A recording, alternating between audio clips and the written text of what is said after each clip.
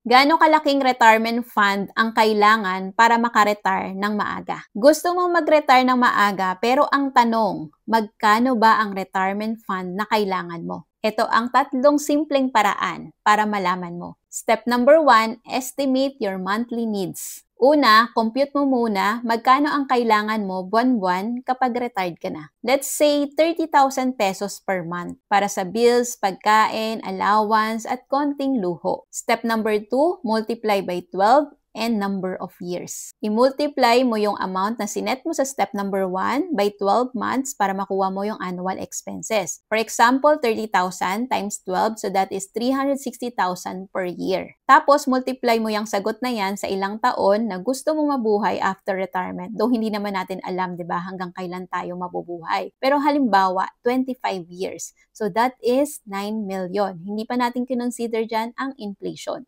Step number 3, masyadong malaki, di ba? That's why we need to invest. 9 million sounds overwhelming, pero wag kang matakot. Hindi mo kailangan ipunin yan ng isang bagsakan lang. Kaya nga, kailangan na mag-invest tayo habang bata pa, habang maaga pa. Para later on, pera mo ang magtatrabaho at hindi ikaw. Ang importante dito, may malinaw kang target at meron kang strategy para maabot mo yung goal mo. Andito ako para tulungan kang simulan sa tulong ng IMG. All you have to do is just comment #ipon below for free coaching to know more about our financial literacy campaign. Retire early, live free, kayang-kaya basta may tamang gabay.